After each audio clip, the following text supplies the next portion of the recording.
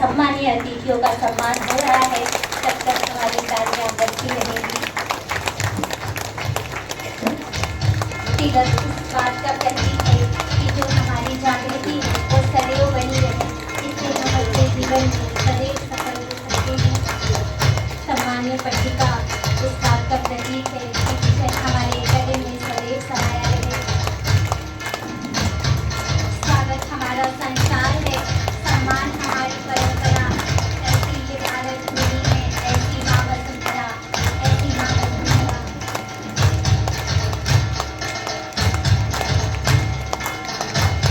सभी तालियां बजाते हैं, हमारे सम्मानीय अतिथियों का स्वागत हो रहा है।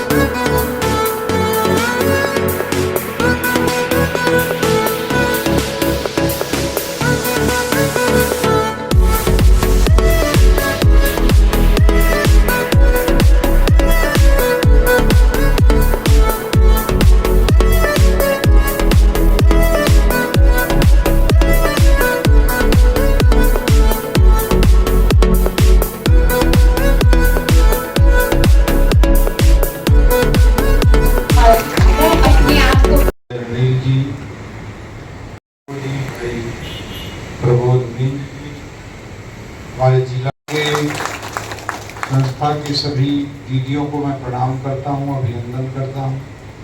आप लोग अपने जीवन की को समर्पित करके एक समर्पण भाव के साथ संस्कारों के समाज में विकास के लिए अपने जीवन को आप लोगों ने अर्पित किया है।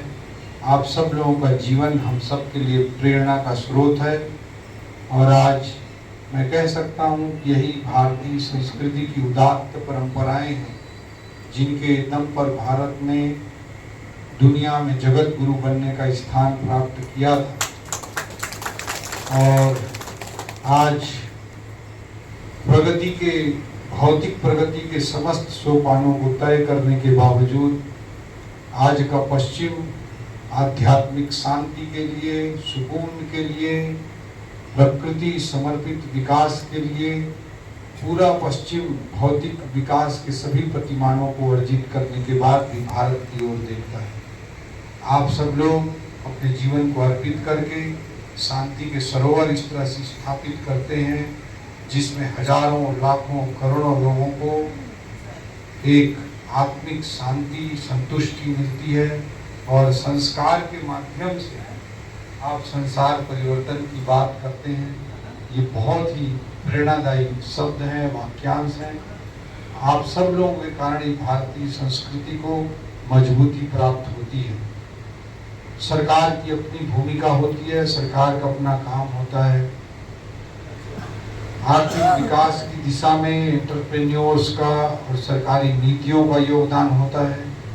अभी हम आदरणीय प्रधानमंत्री नरेंद्र मोदी जी के 11 वर्षों की उपलब्धि के बारे में प्रेस कॉन्फ्रेंस करके आ रहे हैं। हमने निश्चित रूप से कहा विकास भी विरासत। नरेंद्र मोदी जी का स्पष्ट दृष्टिकोण है कि भारत को विकास के नए प्रतिमानों तक लेकर जाना, नई ऊंचाइयों तक लेकर जाना भी हमारा उद्देश्य है।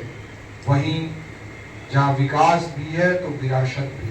भारत की विरासत इतनी पवित्र है, इतनी महान है कि उस विरासत को संजोकर न केवल भारत का बल्कि पूरी दुनिया का हम कल्याण सुनिश्चित कर सकते हैं।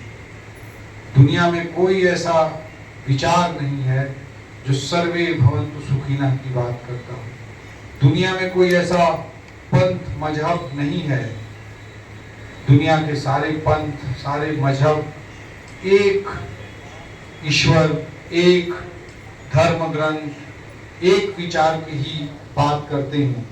लेकिन हमारी संस्कृति एकमात्र दुनिया की संस्कृति है, एकम सद विप्रा बहुधा वदन्ति कहती है। अभी दीदी के उद्बोधन में मैं सुन रहा था 33 करोड़ देवताओं की बात। दुनिया में कोई ऐसी संस्कृति नहीं है जहाँ एक से अधिक देवताओं की कल्पना की गई है। हमारी संस्कृति है जिसमें 33 करोड़ देवताओं की हम परिकल्पना करते हैं। हमारे भीतर हमारे धर्म हिंदू संस्कृति को मानने वाले लोग, कोई विष्णु जी की पूजा करता है, कोई शिव जी की पूजा करता है, कोई पार्वती जी की पूजा करता है, कोई मूर्ति पूजा करता है, कोई मूर्ति पूजा को नहीं मानता है। यहाँ तक कि कोई आस्तिक होता है और नास्तिकता को भी एक पंथ के रूप में हमारी परंपरा ने स्वीकार। इतनी विशाल हृदय, इतनी सहिष्णुता, इतना समावेशी विचार दुनिया में और कहीं नहीं हो सकता। हम विकास के बारे में बात करते हैं, वहीं पश्चिम का विकास पूरी तरह से प्रकृति के शोषण पर आधारित है। लेकिन जब हम अपनी संस्कृति की बात करते हैं तो प्रकृति के सानिध्य की हमारी संस्कृति रही। हमारी संस्कृति एकमात्र संस्कृति है जिसमें पर्वत की पूजा होती है, जिसमें नदियों की पूजा होती है। सिंधु घाटी सभ्यता के दौर से ही बैल के पूजन की परंपरा, पीपल के पेड़ के पूजन की परंपरा हमारी संस्कृति में मौजूद है। हम सब लोग दिवाली के अगले दिन गोवर्धन पूजा करते हैं, गोवर्धन पर्वत की पूजा करते हैं। दुनिया में ऐसी कोई संस्कृति नहीं जो पहाड़ की पूजा करती है। इतनी हमारी महान संस्कृति।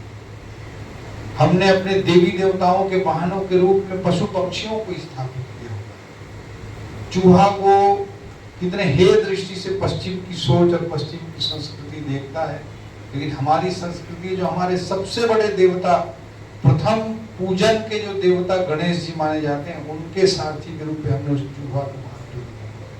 दुनिया में ऐसी कोई विचार नहीं हो सकता है।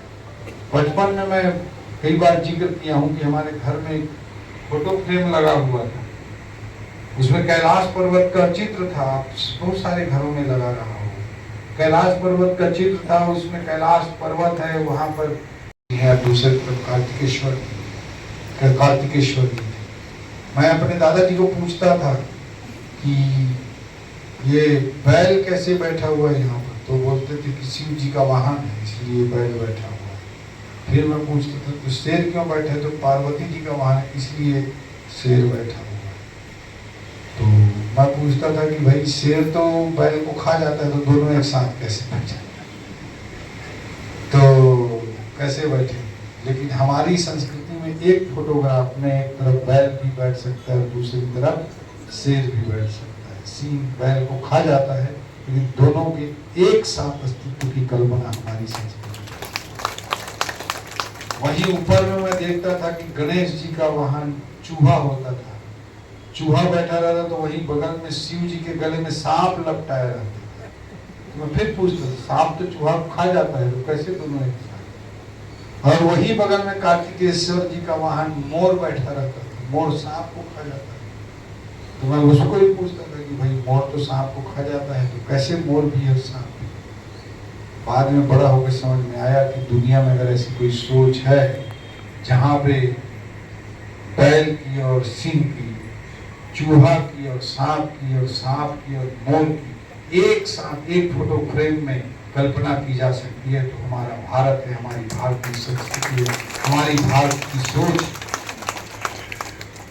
इस तरह के उदात्त विचार हमारी परंपरा में है और इन विचारों को स्थापित करना न केवल भारत के लोगों के लिए अनिवार्य है बल्कि पूरी दुनिया के कल्याण के लिए, पूरे विश्व के कल्याण के लिए।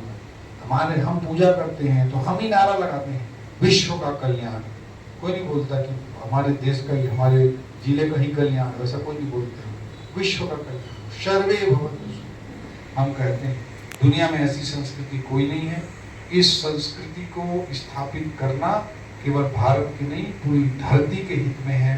पूरी धरती के अस्तित्व को, पूरे मानव जाति के अस्तित्व को अगर बचाना है तो भारतीय संस्कृति की स्थापना पूरी दुनिया में हमको करनी पड़ेगी। इस तरह के उदात्त विचारों, उदात्त मूल्यों को स्थापित करना पड़ेगा और इस दिशा में ब्रह्म कुमारी परिवार बहुत बड़ी भूमिका अदा कर रहा है।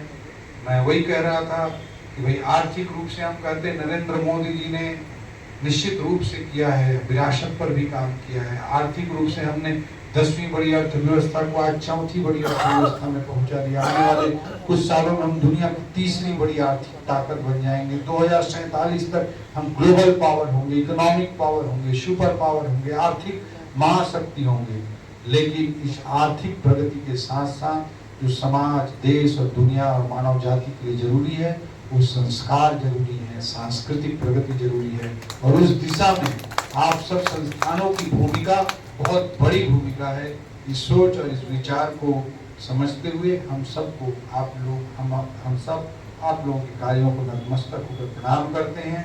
और आपने विषय बताया है जमीन का, तो मैं कह सकता हूँ यहाँ पर जो भी यहाँ पर आपको आवश्यकता है उसको हम कलेक्टर साहब से आज ही बात करके उसे रिजल्ट देंगे। मैं आपकी दीदी को आश्वस्त करना चाहता हूँ, प्रणाम देंगे।